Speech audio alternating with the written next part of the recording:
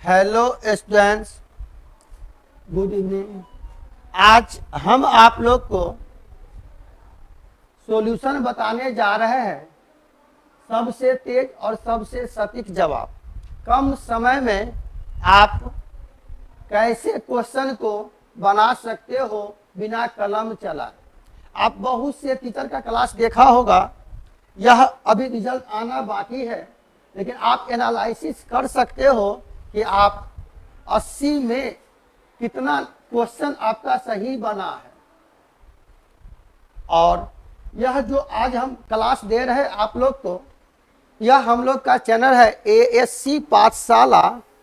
ASC पाठशाला, इसी channel पर हम आप लोग को आज बीपीएससी टीचर 3.0 का जो एग्जाम हुआ था, जिसका कुछ दिन पहले क्वेश्चन जारी किया है। अब रिजल्ट का इंतजार है हम लोग का, लेकिन रिजल्ट इसका आंसर की भी आ गया है। लेकिन आप अपने आप को एनालिसिस कर सकते हो कि आप इस एग्जाम के लायक है या नहीं, आपका रिजल्ट श्योर है या नहीं। कारण कि जो भी छात्र, अगर आप एग्जाम देते हो तो एग्जाम देने के वक्त ही हम लोग को मालूम चल जाता है कि हम उसके लायक एलिजिबल है या नहीं, मेरा रिजल्ट पक्का होगा या नहीं होगा। तो कहने का सेंस, हम आप लोग को आज सॉल्यूशन बताएंगे। मैथ्स क्लास 11-12 का जो एग्जाम हुआ था, उसी एग्जाम का जो क्वेश्चन है पार्ट 3 में 80 क्वेश्चन है, जिसका जो भी ऑनर्स रहता है उससे 80 नंबर का क्वेश्चन पूछता है और वही आपका काम करेगा। तो हम 80 जो क्वेश्चन है ना, उस क्वेश्चन को हम 4 भाग में डिवाइड कर दिए, यानी 4 क्लास लेंगे हम आपको 20 क्वेश्चन, और एक एक क्वेश्चन को हम यहाँ डिस्कस करेंगे। थोड़ा बारीकी से आप ध्यान दीजिएगा और आप इस क्वेश्चन से जज कर लेगा कि आपका रिजल्ट श्योर है या नहीं। तो अब चलते हैं हम अपने सेशन के तरफ। क्वेश्चन आप लोग के पास भी होगा और एग्जाम दिए हो तो खुद मालूम चल गया होगा कि आपने कितना क्वेश्चन सही बनाया है और कितना क्वेश्चन आपका गलत आ रहा है। लेकिन हम एक एक क्वेश्चन को डिस्कस करेंगे आप लोग को। और जो आप इसके तैयारी कर रहे हो, जिसका बैच हमने शुरू भी कर दिया है, ऑनलाइन और ऑफलाइन क्लास भी चल रहा है बीपीएससी टीचर 4.0 के लिए। जो आगामी 4.0 और 5.0 का जो वैकेंसी आएगा, जिसका आप तैयारी करोगे, उसके लिए भी यह लाभदायक बैच साबित होगा। और इससे आइडिया मिल जाएगा कि किस चैप्टर से कितना क्वेश्चन पूछता है। अभी हम शुरू किया था बीपीएससी टीचर 4.0 के लिए, सबसे छोटा सा चैप्टर मैंने शुरू किया था, क्वाड्रेटिक इक्वेशन। जो क्वाड्रेटिक इक्वेशन को हम अच्छी तरह कॉन्सेप्ट के साथ बताया है। जो भी छात्र अगर आप क्लास करना चाहते हो तो हम लोग का यह एक चैनल है एएससी पाठशाला। इस चैनल को आप लाइक और सब्सक्राइब कर ले और जबरदस्त क्लास आपको मिलेगा कॉन्सेप्ट के साथ। कारण हम लोग का जो एग्जाम होता है बउआ, वह एमसीक्यू होता है। जनरली 4 क्वेश्चन, किसी भी क्वेश्चन का 4 चॉइस होता है, लेकिन यह टीचर वाला में बीपीएससी में 5 चॉइस रहता है, किसी एक को टिक लगाना। तो ऐसा भी नहीं है कि आप क्वेश्चन पढ़ो और किसी एक में टिक लगा दो। लेकिन जब आप कॉन्सेप्ट के साथ कोई भी चैप्टर पढ़ोगे तो क्वेश्चन पढ़ते ही आपको मालूम चल जाएगा इस क्वेश्चन का कौन सा आंसर सही होगा, और एक बार में सही टिक ही लगेगा। 100% यह मेरा दावा है। इसलिए हम जो भी चैप्टर आपको बताएंगे वह कॉन्सेप्ट के साथ, और ऑब्जेक्टिव क्वेश्चन जो भी पूछता है ना, वह थ्योरी बेस्ड क्वेश्चन होता। किसी भी एग्जाम को आप हल्का मत लेना। जब आपका रिजल्ट हो गया तो समझो कि आपका बेहतर तैयारी है। जब तक रिजल्ट आपका नहीं होता है तो बेहतर तैयारी नहीं है। इसलिए जब भी आप एग्जाम देते हो तो एक बार में आपका रिजल्ट होना चाहिए, उसके लायक बनना है आपको। तो अब चलते हैं अपने सेशन के तरफ। विशेष नंबर दिया गया है और ऑफलाइन क्लास भी हम लोग का चल रहा है 4.0 के लिए। तो जो भी छात्र अगर आप ऑफलाइन क्लास करना चाहते हो तो इस यहाँ पर कोचिंग का एड्रेस दिया गया है, मोबाइल नंबर दिया गया है, इस पर आप संपर्क कर सकते हो। ऑनलाइन का फी 0/0 है, यानी 100% फ्री है।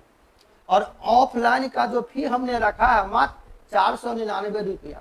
कम फी में सबसे बेहतर पढ़ाई मिलेगा आपको, यह मेरा वादा है। और बीपीएससी का एग्जाम देने से पहले आपको सीटेट भी क्वालिफाई करना पड़ेगा और सीटेट का भी बैच मैंने शुरू किया है, ऑनलाइन भी और ऑफलाइन भी। उस कोर्स का भी सबसे कम फी, पूरे इंडिया में सबसे कम फी में जबरदस्त हम पढ़ाने का पढ़ाई मिलेगा आप लोग को। खाली विशेष आप क्लास करेंगे तो मालूम चल ही जाएगा, लेकिन इस 80 क्वेश्चन को हमने 4 भाग में डिवाइड किया, यानी आपको 4 क्लास मिलेगा। आज क्वेश्चन नंबर 71 से लेकर और आपको 90 तक, यानी 20 क्वेश्चन। तो 20 क्वेश्चन को हम 4 क्लास दे दिया। अब चलते हैं अपने सिलेबस के तहत। तो देखो यहाँ क्वेश्चन कर रहा है 71। यह मैट्रिक्स का क्वेश्चन है जो आपने मैट्रिक्स पढ़ा होगा 12 में भी और बीएससी पार्ट 1 में। खैर एक बुक ही पढ़ना था, थोड़ा ध्यान देना। करा if A is N E square matrix. तो हम आप लोग को एक बैच शुरू किया है बीपीएससी टीचर 4.0 के लिए, वहां पर पूरा थ्योरी के साथ बताएंगे। अब हम शुरू करने वाले थे वहाँ कॉम्प्लेक्स नंबर के बाद यही चैप्टर शुरू करेंगे, मैट्रिक्स और डिटर्मिनेंट। तो वहाँ विशेष डीप में बताएंगे हम आप लोग को, लेकिन अभी थोड़ा ध्यान दीजिए। करा क्वेश्चन हम लोग का यहाँ पर क्वेश्चन करा कि if A is N E square matrix. अब यहाँ आता है बाबू कि स्क्वायर मैट्रिक्स आप किसे कहते, तो वैसे मैट्रिक्स को स्क्वायर मैट्रिक्स कहा जाता जिस मैट्रिक्स में रो और कॉलम की संख्या समान होता। अब यहाँ आता है कि रो किसे कहते, कॉलम किसे कहते।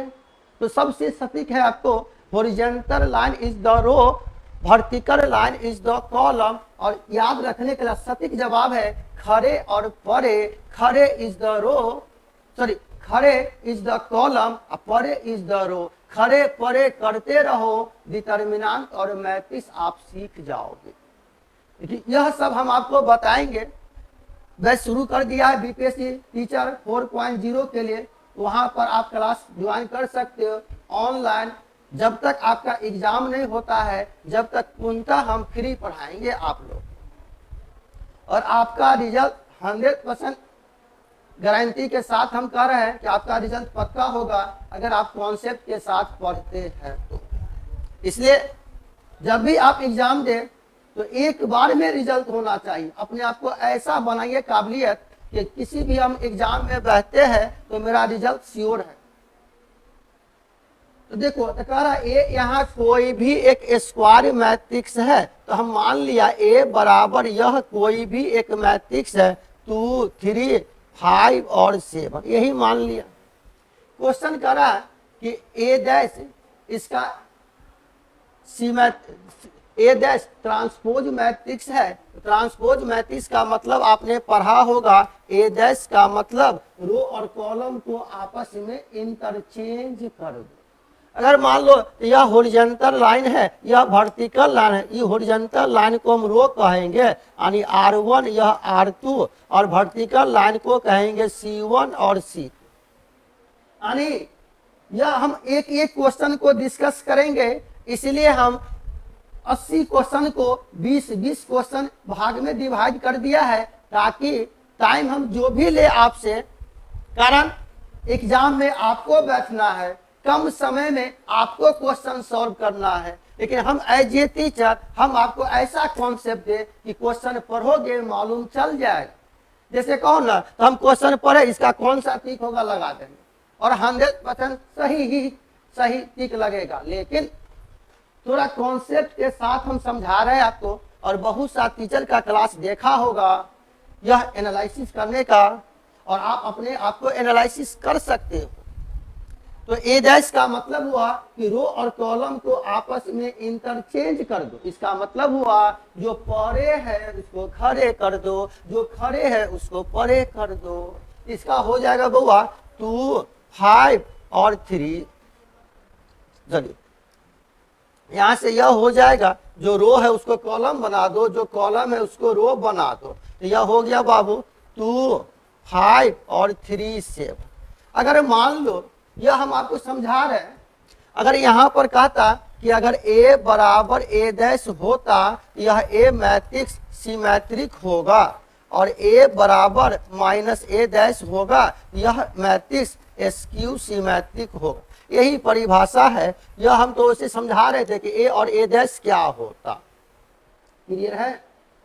तो मान लो क्वेश्चन के अनुसार आप जज करो। क्वेश्चन करा कि A कोई भी स्क्वायर मैट्रिक्स है और A बराबर A plus A dash is always, इसमें चॉइस दिया है कि यह सिमेट्रिक होगा कि एंटी सिमेट्रिक होगा कि एंटी हर्मिटियन होगा कि मोर than one of the above, यानी इसमें एक से ज्यादा सही होगा और नन ऑफ दिस। इसका मतलब हुआ इसमें से कोई नहीं। समझ गए? यानी 5 चॉइस है, कोई एक ही करेक्ट होगा, लेकिन जब आप थ्योरी जानोगे तो 100% क्वेश्चन आपका सही बनेगा। तो आप सिमेट्रिक और स्क्यू सिमेट्रिक का परिभाषा सीख गए कि एक कोई भी मैट्रिक्स है वह स्क्वायर मैट्रिक्स होना चाहिए, मैक्सिमम टाइप्स में वह स्क्वायर मैट्रिक्स ही होना चाहिए। अगर A बराबर A डैश हो तो वह सिमेट्रिक होगा, और A बराबर माइनस A डैश हो यह स्क्यू सिमेट्रिक होगा। स्क्यू सिमेट्रिक को ही आप दूसरे केस में कह सकते हो क्या, एंटी सिमेट्रिक, यानी सिमेट्रिक नहीं है। तो अब बताओ मुन्ना, A बराबर माइनस A डैश है, बराबर उधर ले जाओगे तो आप इसी को लिखोगे A प्लस A डैश, तो A प्लस A डैश आ गया, यह स्क्यू सिमेट्रिक है, यानी इसी को एंटी सिमेट्रिक कहेंगे। इसका मतलब इस क्वेश्चन का सेकंड चॉइस सही होगा। क्लियर है यहां तक? 71 नंबर जो क्वेश्चन है इसका बी चॉइस सही होगा। आप लोग एनालिसिस कर लीजिएगा, एग्जाम दिए तो मालूम चल जाएगा। चलिए अब नेक्स्ट क्वेश्चन हम देख रहे हैं 72 को पढ़ो। क्या करा कि इफ A बराबर यह एक मैट्रिक्स है जिसका ऑर्डर है m/n, बाई पढ़ो या क्रॉस पढ़ो, गुना मत पढ़ना। तो यहाँ कह दिया कि यह भी मैट्रिक्स का क्वेश्चन है। इससे जो भी आगामी आप जो छात्र तैयारी कर रहे हो 4.0 के लिए, उसके लिए भी यह बैच रामबाण साबित होगा। यानी आपको आइडिया मिल जाएगा कि किस चैप्टर से कितना क्वेश्चन पूछा है 3.0 में, 2.0 में, इससे आपको आइडिया मिलेगा। कैसे कहते हो कि अगर आप क्लास करते हो तो टेस्ट भी होना चाहिए। टेस्ट अपने आप का एक दर्पण है, अपने आप को झांकने का मौका मिलता है कि आप किसके लायक हो, इसलिए टेस्ट भी जरूरी है। हम भी जो बैच शुरू किया है तो ऑनलाइन भी और ऑफलाइन टेस्ट भी लेंगे, और टेस्ट अपने आप को जज करने का मौका मिलेगा। और हम जो क्लास देंगे आपको ना, सिर्फ पढ़ाई की बात होगी, नो कॉमेडी।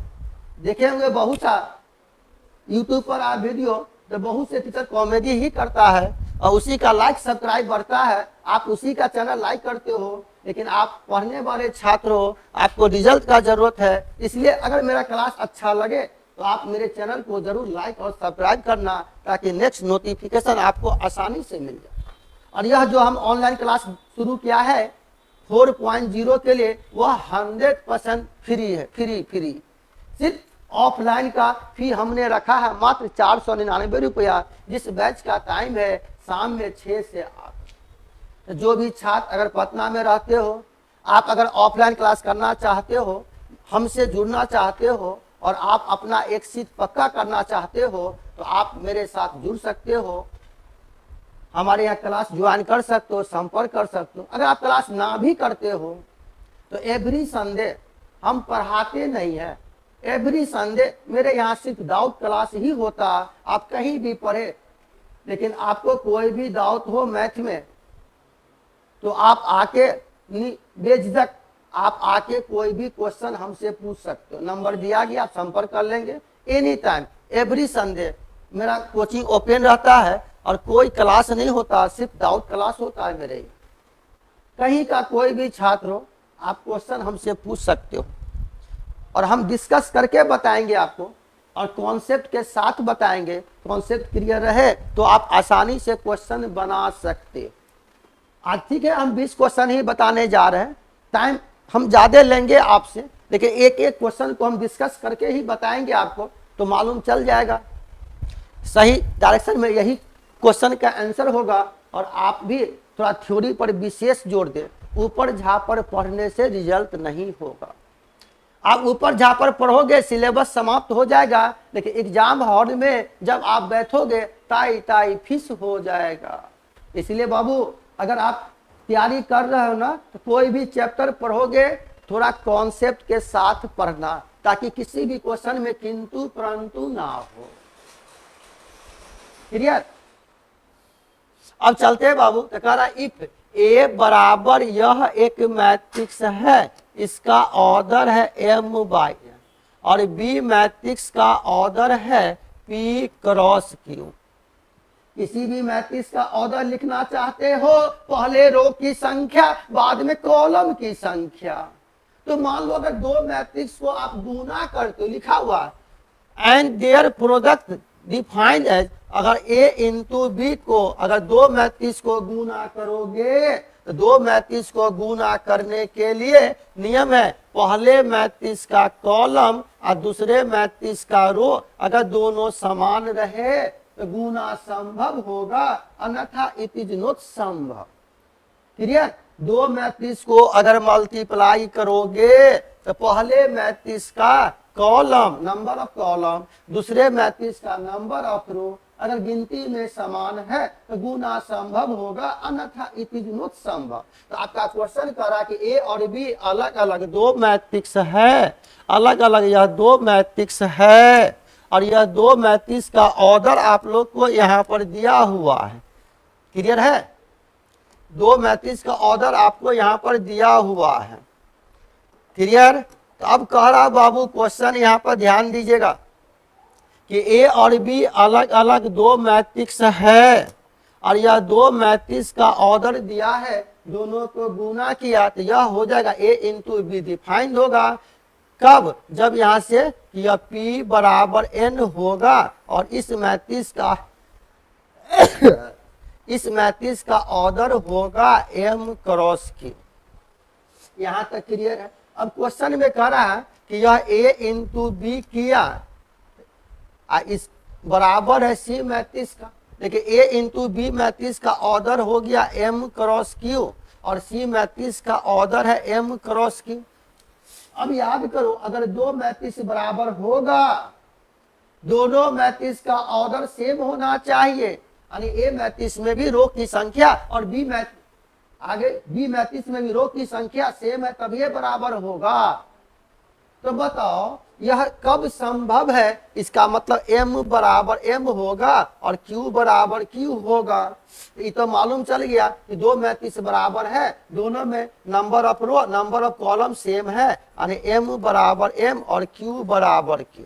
तब यहाँ कह रहा क्वेश्चन कि तब p बराबर n होना चाहिए, इसी में आप टिक लगाओगे, इसका मतलब इस क्वेश्चन का सी आंसर सही होगा, यानी 72 नंबर जो क्वेश्चन है ना, इसका सी सही होगा।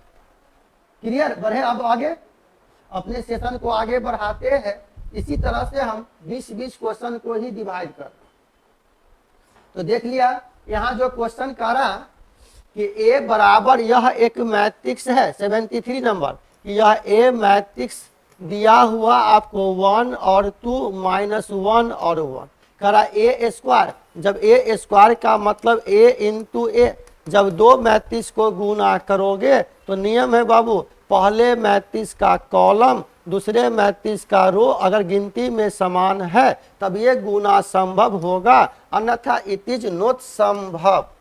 यह भी आपको कितना दिया हुआ 1 और 2 -1 और 1।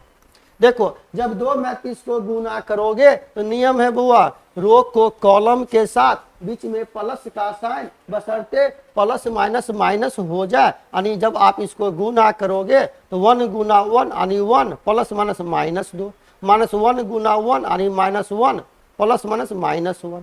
इसको करेंगे 1 गुना 2 यानी 2 प्लस 2, -1 गुना 2 -2 प्लस 1।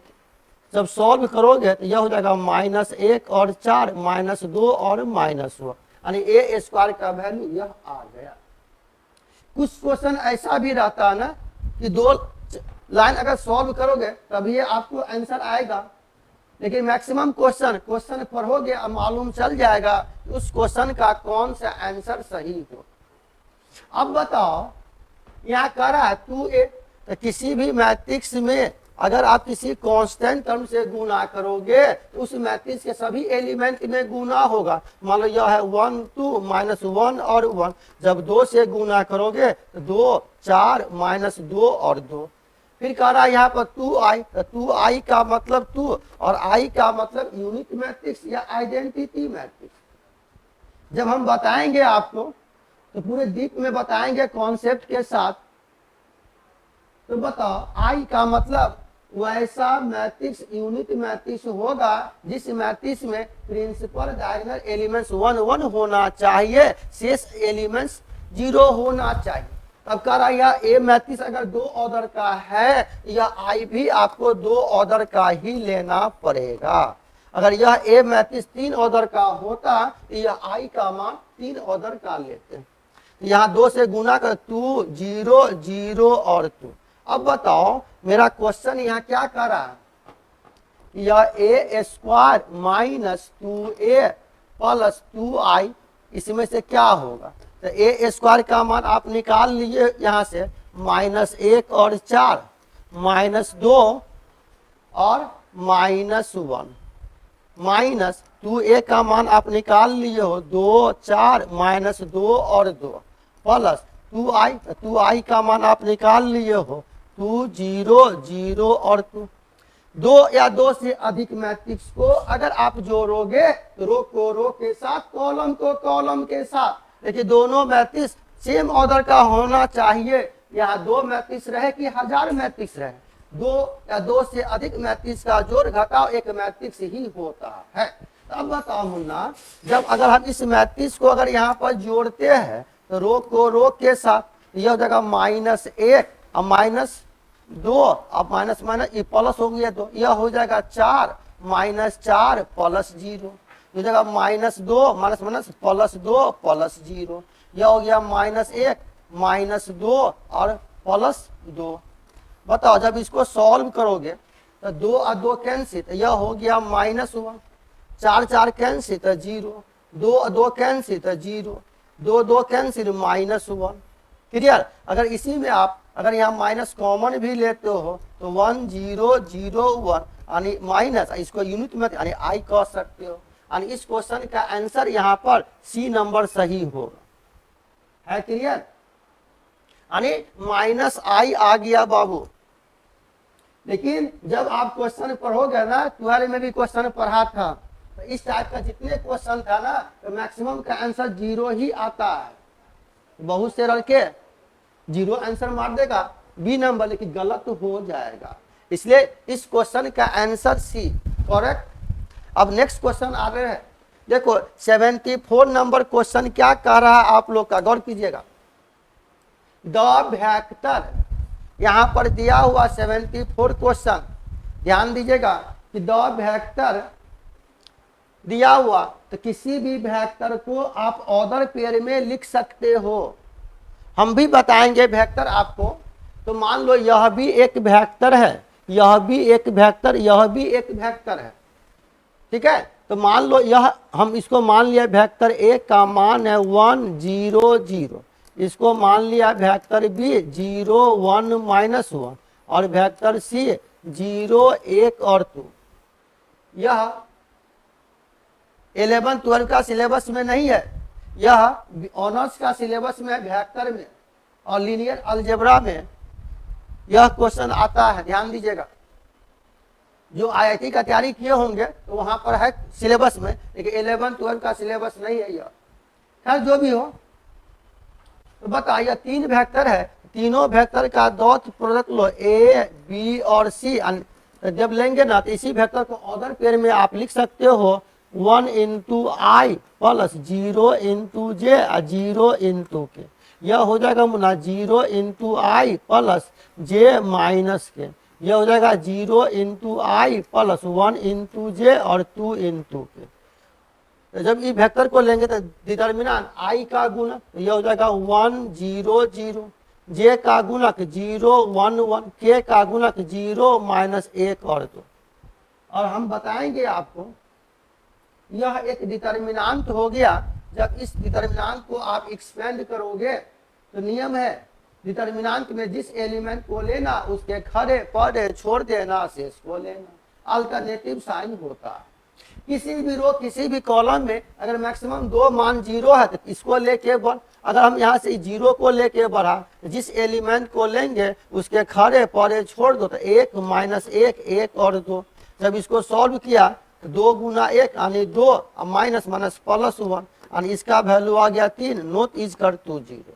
यानी यह जो क्वेश्चन है 74, यहाँ से देख लिए इसका मान या डेल्टा कहो या 3 वेक्टर का स्केलर त्रिपुर प्रोडक्ट लो, इसका मान 0 के बराबर नहीं आया। इसका मतलब यह जो क्वेश्चन होगा अगर 0 नहीं आया तो एलडी यानी लीनियर डिपेंडेंट, यानी इस क्वेश्चन का आंसर ए होगा। अगर 0 आता यह एलडी होगा, लीनियर डिपेंडेंट। अगर 0 के बराबर आता तो एल आई होता, यानी 74 नंबर क्वेश्चन का ए आंसर सही है। क्लियर। चलिए अब नेक्स्ट क्वेश्चन 75, यह भी डिटर्मिनेंट का क्वेश्चन आ गया। तो बताओ मुन्ना, यहाँ पर दिया हुआ है कि डेल्टा 1 का वैल्यू है डिटर्मिनेंट 2 0 0 3 4 0 5 6 और 8। इसमें भी देख रहा है यहाँ 2 मान 0, तो इसको लेके बढ़ो। अगर यहाँ 2 लिया तो यह साफ बचेगा 4 0 और 6 8।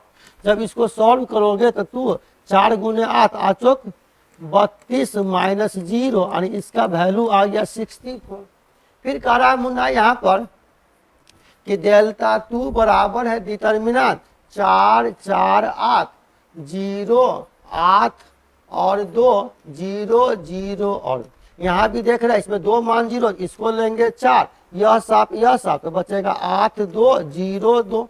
यह जगह 4 8 गुना 2 यानी 16 माइनस 0 16 गुना 4 यानी 64। यानी यहाँ से क्या मालूम चल गया 75 क्वेश्चन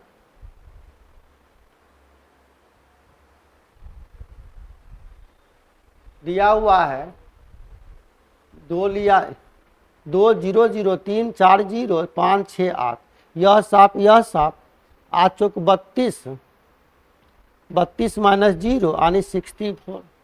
यह लिया बाबू 4 4 8 0 8 2 0 0 2 2 मान इसको लिया, यह साफ 8 दूना 16 माइनस 0 16 गुना 4 यानी 64।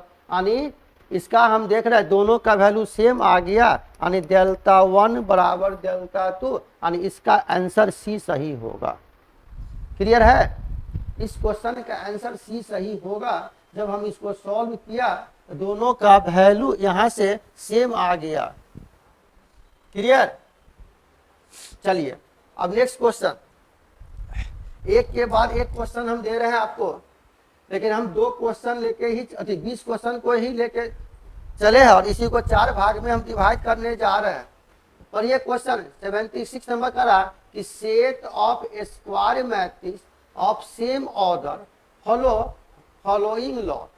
इसमें कह रहा है कि कोई भी स्क्वायर मैट्रिक्स का सेट है, बहुत सा मैट्रिक्स है, मान लो वह A1 A2 A3, लेकिन वह सभी स्क्वायर मैट्रिक्स है।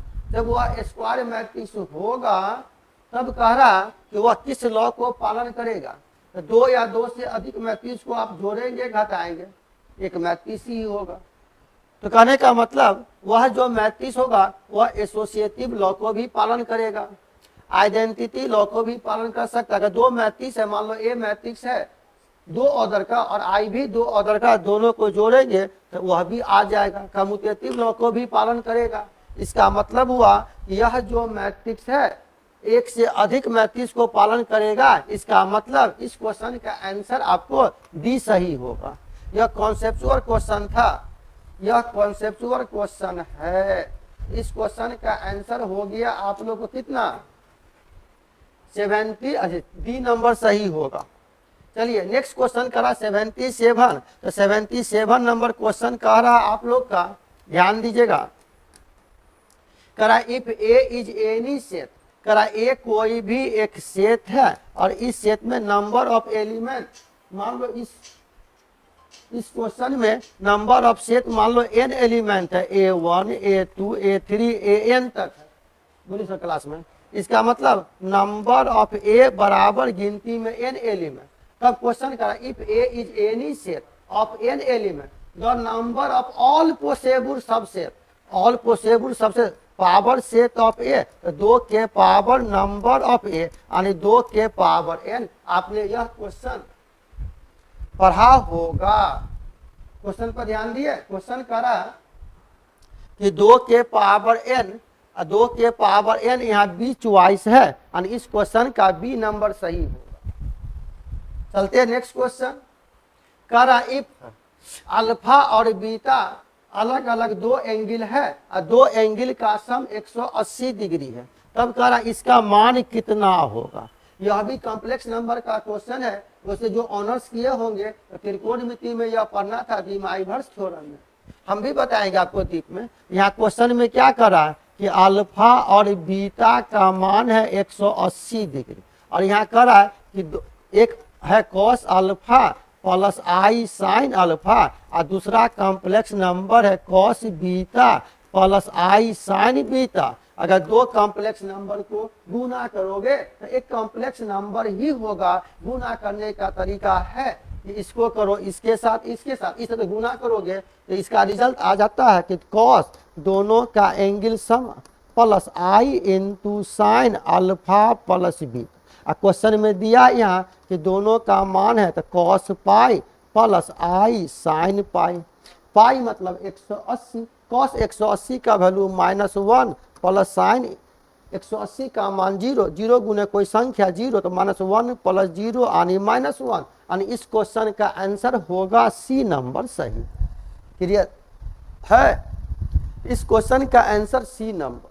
तो सी में आप सही लगाओगे। ठीक, हम एक एक करके आपको डिस्कस कर रहे हैं। क्वेश्चन करा if R is the set of real number, R कोई भी एक सेट है रियल नंबर का एंड ए मैपिंग या फंक्शन, मतलब यह भी एक रियल नंबर का सेट है, यह भी आर यह भी आर, इसका मान इसमें गया तो यह फंक्शन एफ। कैलकुलस का यह चैप्टर है फंक्शन, फंक्शन को भी हम बताएंगे। इससे आप तो जज कर सकते हो इस क्वेश्चन से कि किस चैप्टर से कितना क्वेश्चन पूछता है।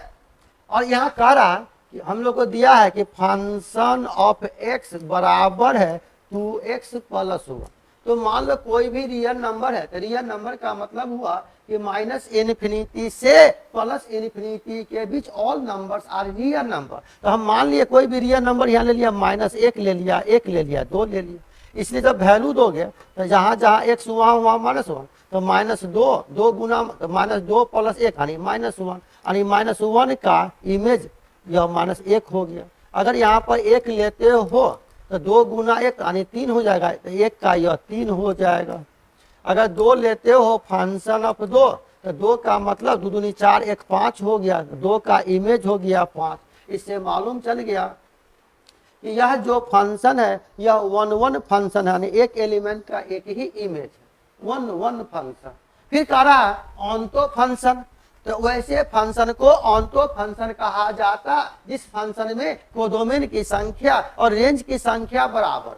तो यह ए सेट को डोमेन कहा जाता, बी सेट को कोडोमेन कहा जाता। इसका इमेज इसमें गया, यह इमेज होगा, यह प्री इमेज होगा। The collection of all image is called lane. तो इमेज भी 3 और रेंज भी 3, यानी यह ऑन्टो फंक्शन भी है और 1 फंक्शन भी है, यानी इस क्वेश्चन का बी नंबर सही टिक लगेगा। क्लियर, यानी इस क्वेश्चन का बी सही होगा। बढ़े आगे। यह जो 79 लिया ना, यह 1 ऑन्टो फंक्शन है, 12 में भी पढ़ा था आपने रिलेशन फंक्शन में। चलते हैं नेक्स्ट क्वेश्चन। तो नेक्स्ट क्वेश्चन करा 80 नंबर, ध्यान दीजिएगा 80 नंबर क्वेश्चन क्या करा कि if R is the set of real number and a function, वही टाइप का है कि मान लो यह रियल नंबर का 2 सेट है, इसका मान इसमें गया, यह फंक्शन है। क्वेश्चन करा कि फंक्शन ऑफ एक्स का मान x -2 करा, x कोई भी रियल नंबर है इसका सेट करा, then which element satisfy the above result, इस फंक्शन को कौन सा फंक्शन सेटिस्फाई करेगा। तो आप जानते थे ना कि मान लो यह a और b कोई 2 सेट है, यहाँ x है यहाँ y है, मान लो x का इमेज y में, इसको f से डिनोट करेंगे, f को इसके साथ, यानी y बराबर फंक्शन ऑफ x। इसका मतलब यह जो fx है ना, यह fx को आप y मानते हो, y बराबर फंक्शन ऑफ x, यानी इससे मालूम चल गया y बराबर x -2। अब कोई भी पॉइंट अगर ऑर्डर पेयर में होगा, पहले x होगा तब y होगा, तो बुआ यहाँ करा 4 और 2, तो x का मान 4, y का मान 2। अगर x का मान 4 देते हो इसमें, तो 4 - 2 यानी 2, और y का मान 2, यानी यह पॉइंट भी सेटिस्फाई कर जाएगा। अगर 8 और 6 याद करो, तो 8 का मतलब x का मान 8 लिया, तो 8 में से 2 गया 6, और y का मान 6, तो 8 और 6 भी सेटिस्फाई कर जाएगा। अगर 5 और 3 लेते हो तो x का मान 5, तो 5 में से 2 गया 3, तो y का मान 3, यह भी सही हो जाएगा। इसका मतलब इस क्वेश्चन का एक से ज्यादा आंसर आ रहा, यहाँ करा more than 1 of the above, इसका मतलब more than 1 above, more than 1 above, यानी एक से ज्यादा सही होगा। इसका मतलब इस क्वेश्चन का जो आप टिक लगाओगे ना, तो इस क्वेश्चन में हम देख रहे हैं बुआ ए भी सही है, बी भी सही है, सी भी सही है, इसका मतलब एक से ज्यादा सही होगा, यानी इसका आंसर डी नंबर सही होगा, यानी 80 का आप डी में टिक लगाओगे। क्लियर। चलते हैं नेक्स्ट क्वेश्चन। हम बार बार कह रहे हैं बाबू, सबसे सटीक सबसे फास्ट आप बना सकते हो, लेकिन इसमें बहुत से छात्र आप एग्जाम भी दिए होंगे, अब बहुत से छात्र एग्जाम देने वाले हैं जो 4.0 के लिए तैयारी करने वाले हैं। उसके लिए हम यह बैच इसलिए बता रहे हैं आपको डिस्कस करके, ताकि आपको मालूम चल सके कि हम कितना क्वेश्चन बना रहे हैं, कितना सही है और कितना क्वेश्चन कॉन्सेप्चुअल है। हम तो 10 मिनट में सभी क्वेश्चन का टिक लगा देंगे, लेकिन हमारे टिक लगाने से आपका रिजल्ट नहीं होगा, टिक आपको लगाना है, वह भी सही डायरेक्शन में। इसलिए 100% आप रिजल्ट सिक्योर कीजिए कि आप कोई भी एग्जाम में बैठते हो तो आपका रिजल्ट होना चाहिए।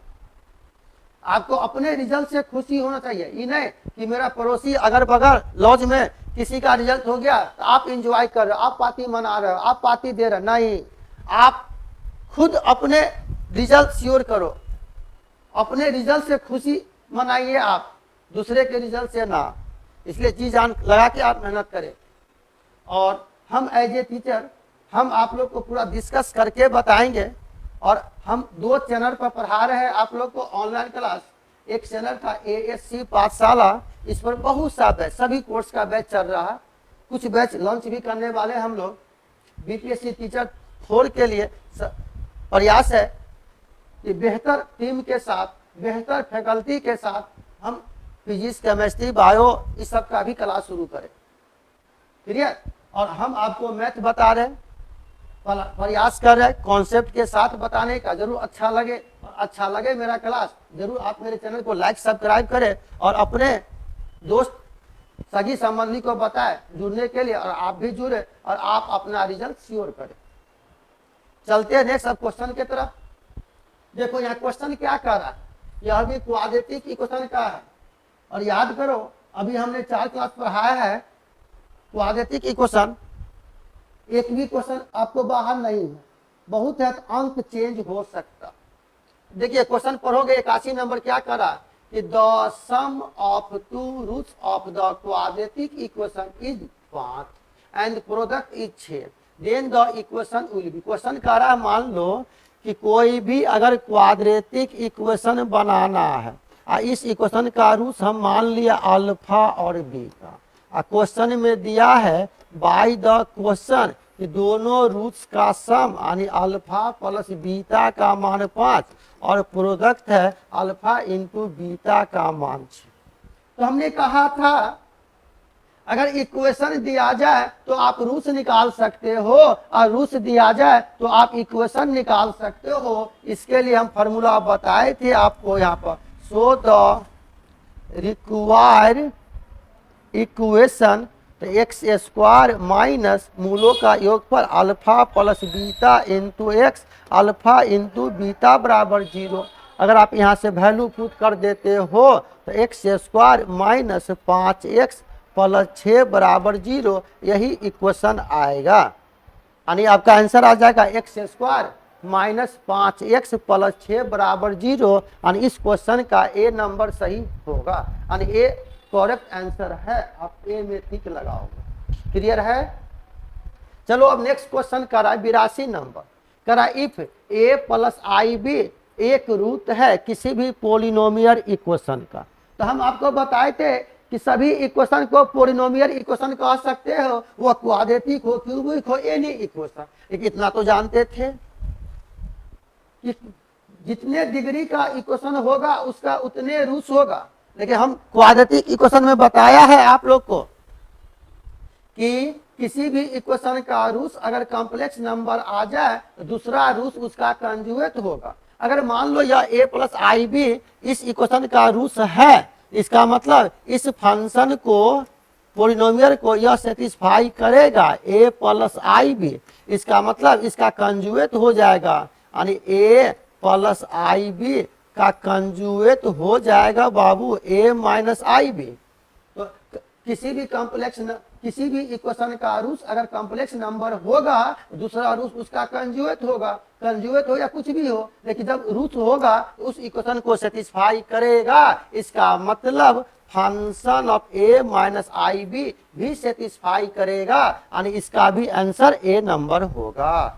यानी 82 में भी आप ए में टिक लगाओगे।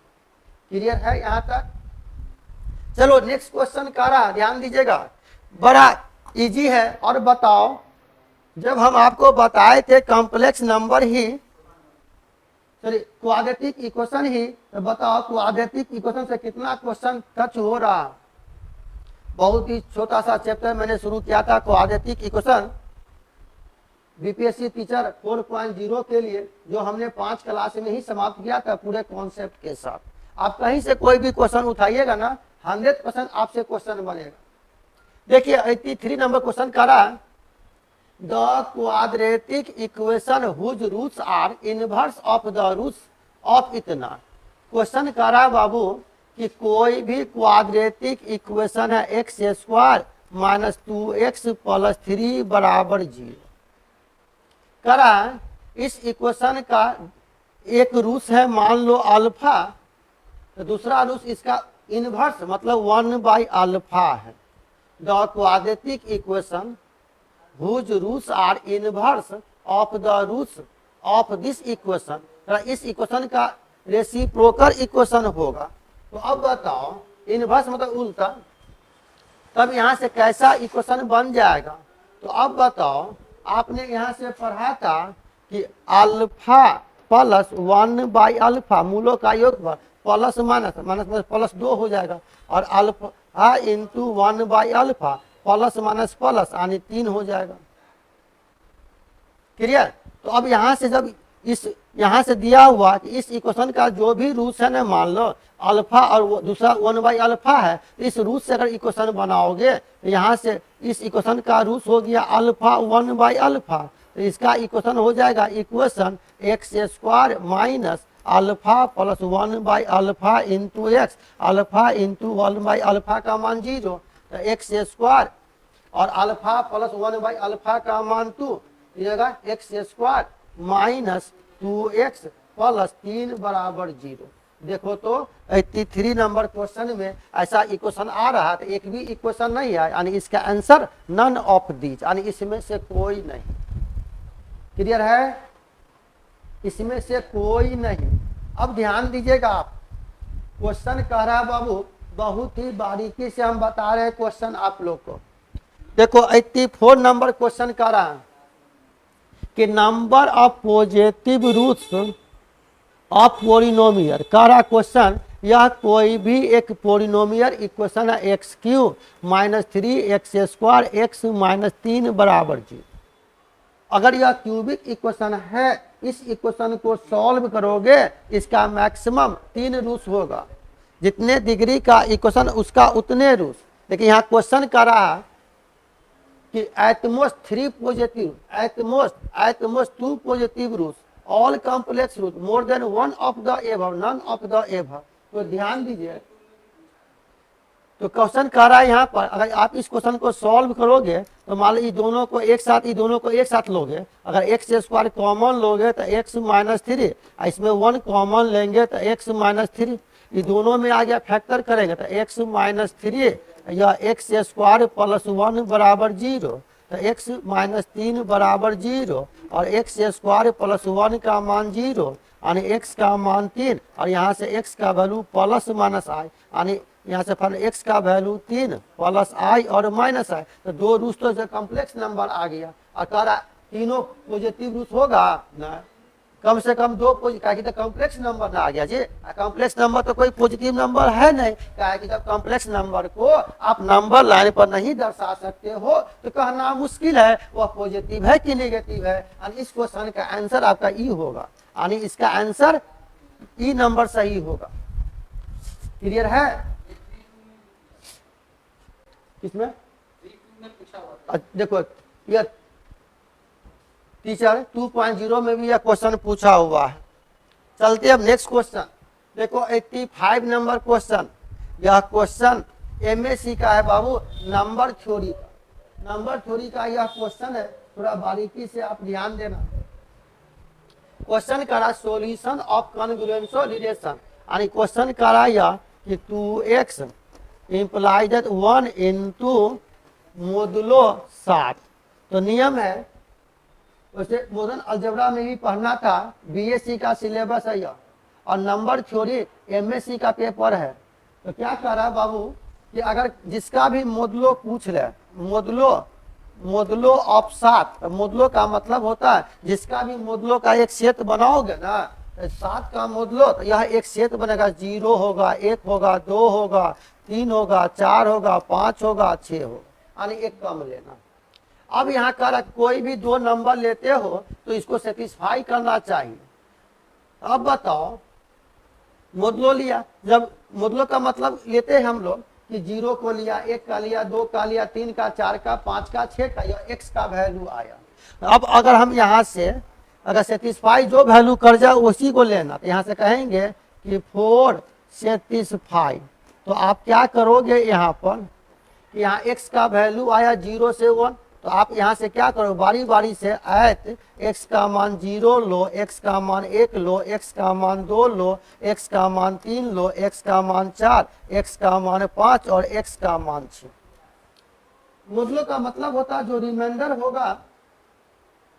तो मोडुलो 7 का रहा है, तो अब बताइए यहाँ पर दिया है कि 2x, इसका मतलब हो गया 2 into 0 1 into मोडुलो 7, तो 0, तो मोडुलो 7 यह सेटिस्फाई नहीं करे, मतलब जो इसके बराबर सेटिस्फाई कर जाए। 1 लेंगे तो यह जगह 2 into 1 implies that 1 into modulo 7, यह भी सेटिस्फाई नहीं करेगा। अगर 2 लेते हो तो जगह 2 into 2 implies that 1 into modulo 7, यह भी सेटिस्फाई नहीं करेगा। अगर 3 लेते हो 2 modulo 3, 2 into 3 implies 1 into modulo, तो 2 गुना 3 6, तो 6 नहीं आया, तो यह भी सेटिस्फाई नहीं किया मोडुलो 7 का। लेकिन अगर 4 लेते तो 2 into 4 इम्प्लाइज 1 into यहाँ पर दिया मोडुलो 7, तो बताओ 2 गुना 4 तो 8, तो 8 में 7 से आप डिवाइड करो रिमाइंडर 1, तो रिमाइंडर 1 यह आ गया, यानी 4 सेटिस्फाई करेगा, यानी इसका आंसर पहला नंबर सही होगा। कहने का मतलब जिसका भी मोडुलो कहे ना, जब आप सेट बनाओगे, देखो आप बहुत से टीचर का क्लास देखा होगा और हमको लगता है मैक्सिमम टीचर यह क्वेश्चन तुक्का लगा दिया होगा, इसका यह आंसर सही होगा या यह सही होगा, इस तरह से आपको डिस्कस नहीं किया होगा, कारण यह बीएससी का सिलेबस है और हम ऑनर्स वाले को एमएससी वाले को पढ़ाते हैं, इसलिए हमको आइडिया है। कम समय में संक्षिप्त में हम बताएं आपको। यहाँ पर आप देखेंगे बहुत सा टीचर का क्वेश्चन, हमको लगता है कोई भी टीचर इस क्वेश्चन को नहीं बनाया होगा, तुक्का लगा दिया होगा कि इसका यह सही होगा, लेकिन आप समझो कि जिसका मोडुलो कहे उससे एक कम लेना, यह एक सेट बन गया। अगर इस इक्वेशन को 2x implies that 1 into modulo 7 इसको सेटिस्फाई करना चाहिए, तो मान लो x का मान 0 लिया तो 0 बराबर 1 है ना, मोडुलो 7 है तो नहीं हुआ। जो x का मान देंगे ये 1 के बराबर, तो 1 का मतलब रिमाइंडर, तो दोनों को गुना किया, तो बताओ 2 गुना 1 2, 2 तो ऑलरेडी सेट है, 2 गुना 2 4 भी आ गया, 2 गुना 3 6 भी आ गया, 2 गुना 4 तो 8 हो गया, और 8 आ गया इसमें नहीं है, और मोडुलो 7 का रहा था, आप 8 में 7 से डिवाइड करो, जो रिमाइंडर बचेगा तो वह 1 आ गया और यह सेटिस्फाई कर गया। जैसे मान लो आप 5 लिया, 2 गुना 5 10, 10 भी नहीं है, लेकिन 10 में अगर 5 लिया आपने 2 इंटू 5 बराबर या 1 इंटू मोडुलो 7, 2 गुने 5 3 10, और 10 में 7 से भागा दिया, 3 रिमाइंडर, और 3 यहाँ नहीं ना है जी, यह 1 है, सेटिस्फाई नहीं किया। अगर 6 भी लोगे तो 2 गुना 6 बराबर 1 इंटू मोडुलो 7, तो 2 गुना 6 तो 12, 12 में 7 से भागा दोगे 5, क्या यहाँ 5 है? नहीं, मतलब सिर्फ आपको यही सेटिस्फाई कर रहा 4, इसलिए 85 नंबर क्वेश्चन का आंसर ए होगा। क्लियर? आप 85 नंबर का ए सही होगा, इसी में टिक लगाओगे। देखो 86 नंबर क्वेश्चन सबसे इजी है।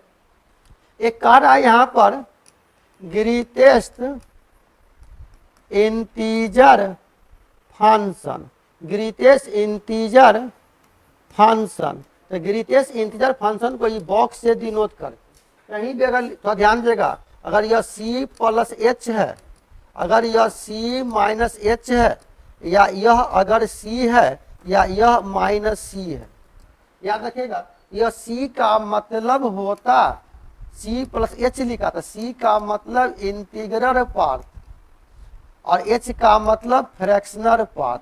जैसे आपने कहा दशमलांश और पूर्णांश, जैसे मान लो कहीं भी लिखा हुआ 2.7, तो इसको लिख सकते ना बाबू 2 प्लस 0.7, तो इंटीग्रल पार्ट का मतलब दशमलव से पहले और फ्रैक्शनल दशमलव के बाद, तो c इसका इंटीग्रल पार्ट सिर्फ 2 होगा, इसलिए आप याद रखोगे अगर c प्लस h तो c होगा, c माइनस h तो एक कम लेना, और c का c माइनस c का c, यह याद रखिएगा।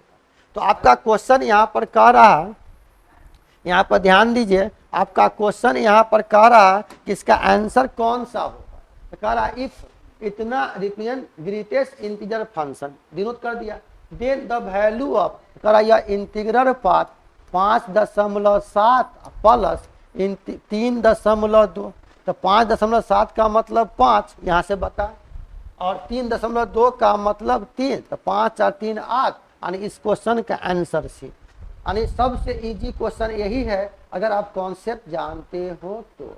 और हम बार बार कह रहे हैं कि जो भी क्वेश्चन है ना, क्वेश्चन पढ़ोगे और आपको मालूम चल जाएगा इस क्वेश्चन का कौन सा आंसर सही होगा। तो अब चलते हैं बाबू 87 नंबर क्वेश्चन, थोड़ा ध्यान दीजिएगा। करा the greatest common division of function of x और फंक्शन ऑफ जी एस, यानी क्वेश्चन यहाँ कह रहा कि यह एक फंक्शन है, फंक्शन ऑफ एफ एक्स, यह हो गया x cube minus 12 x square plus 47 x minus 7, और दूसरा है फंक्शन ऑफ जी एक्स, यह है X square minus 5x plus. करा ग्रेटेस्ट कॉमन डिवीजन लाना है, इसका मतलब हुआ कि यह फंक्शन ऑफ एफ एक्स में आप फंक्शन ऑफ जी एक्स से भागा दो, इसका मान जो आएगा यहाँ क्वेश्चन जो भी आ गया फंक्शन ऑफ क्यू एक्स, यहाँ जो भी लेंगे यह रिमाइंडर हो गया आर एक्स। ये आर एक्स को ही मान लेते हैं कि यह रिमाइंडर है, शेष फल।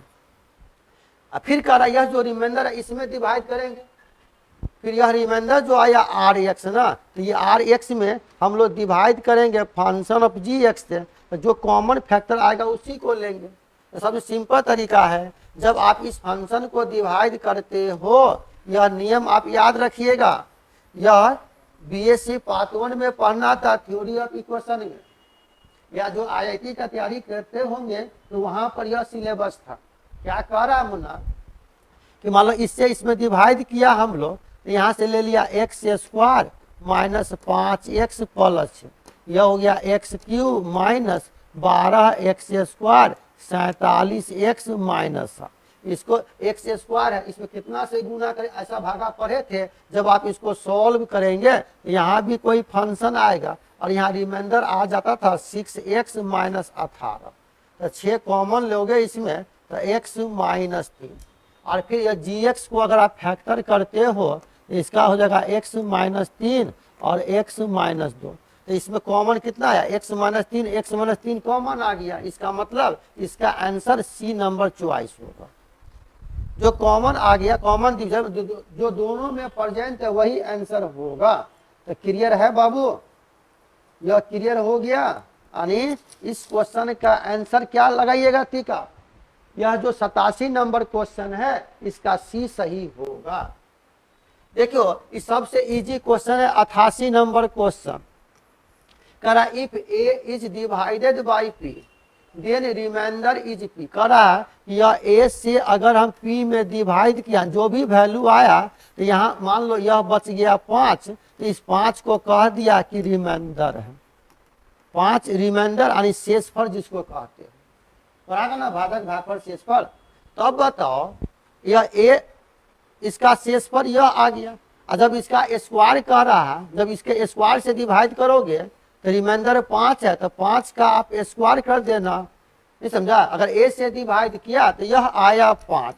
फिर क्वेश्चन करा इफ यदि ए स्क्वायर से डिवाइड करेंगे तो इसका रिमाइंडर क्या होगा, तो मान लो 5 आया, और ए स्क्वायर करेंगे ए स्क्वायर से डिवाइड करोगे तो 5 का स्क्वायर यानी 25 होगा, यानी इस क्वेश्चन का बी नंबर सही होगा, यानी आप बी में सही टिक लगाओगे। देखो नेक्स्ट क्वेश्चन करा 89 नंबर क्वेश्चन, करा दो number are in the ratio, करा दो नंबर का रेशियो है, तो हम मान लिया x और y कोई भी दो नंबर है, फिर दोनों का रेशियो तो x बटे y बराबर 2/3, यानी x बाई 2 और y बटा 3 आप लिख सकते हो। इतना बराबर कुछ हो मान लिया के, या कुछ भी मानोगे, मान लिया के, ये जगह x बराबर 2 के और y का मान 3 के कह सकते हो। फिर कह रहा यहाँ से क्वेश्चन पर ध्यान दिए, यह नर्सरी क्लास का क्वेश्चन है। तो क्वेश्चन कह रहा है कि if the product of LCM, LCM कह रहा है यहाँ पर फॉर्मूला ही होता है एलसीएम गुना यह HCF is product of the number, यह फॉर्मूला होता, आप इसको याद रखेंगे, प्रोडक्ट ऑफ द जो भी नंबर आप माने। तो एलसीएम और एचसीएफ का प्रोडक्ट यहाँ पर कितना दिया है 294, तो यहाँ से कह रहा एलसीएम गुना एचसीएफ बराबर x इंटू वाई, तो यहाँ से x इंटू वाई का मान दे दिया है बाबू, x इंटू वाई का मान है 294।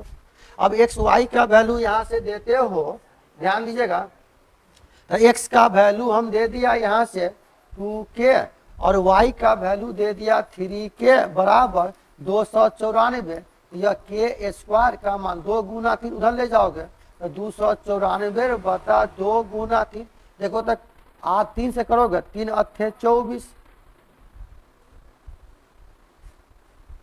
294 है जी, यह है। जब इसको गुना करोगे ना 294 बटा 2 गुना 3, सॉरी 2 गुना 3 यानी 6 आ गया, तो 6 चौक 24, यह 2 गुना 3 यानी इसका वैल्यू आ गया 6, इसका वैल्यू आ गया 6, तो के स्क्वायर का मान आ जाएगा 6 चौक 24, 5 54, 6 नंबर 49 यानी के का वैल्यू आ जाएगा 7। जब के का वैल्यू 7 आ गया, जब के का वैल्यू 7 दोगे यहाँ पर तो x का मान है 2k यानी 2 गुना 7 यानी 14, और y का मान है 3k यानी 3 गुना 7 यानी 21, यानी आपका आंसर आ जाएगा 14 और 21, यानी इसका आंसर आ गया बी नंबर सही, 14 और 21 होगा। यहाँ तक क्लियर है। देखो नेक्स्ट क्वेश्चन पर जाइए आप। नेक्स्ट क्वेश्चन करा 89 नंबर क्वेश्चन करा, which of the following is a set, करा इसमें से कौन सा सेट है। तो सबसे इजी क्वेश्चन है।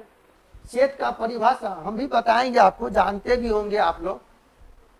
सेट का मतलब समुच्चय सिद्धांत। सेट का परिभाषा होता है the collection of all element is well defined object, मतलब जो संभव है उसी का एक सेट बनेगा। तो मान लो कह रहा set of vowel letters in alphabet, तो मान लो अल्फाबेट में 26 गो लेटर होता और 26 में वोवेल 5 गो होता, तो यह सेट बन सकता है। Collection of month in year, किसी भी साल में 12 मंथ होता, उसका भी एक सेट बन जाएगा। Set of natural number less than 10, natural number का मतलब हुआ the counting numbers is called natural number. तो करा 10 से कम, तो 1 से लेकर 10 तक, यह भी एक सेट बन सकता। अब करा मोर than one of the above, इसका मतलब मोर than one of the above यानी एक से ज्यादा सही होगा। और नन ऑफ द एबव मतलब इसमें से कोई नहीं।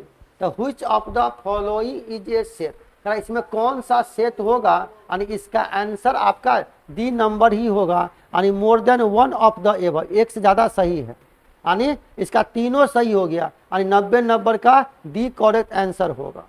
क्लियर, 90 का आपका डी नंबर सही होगा।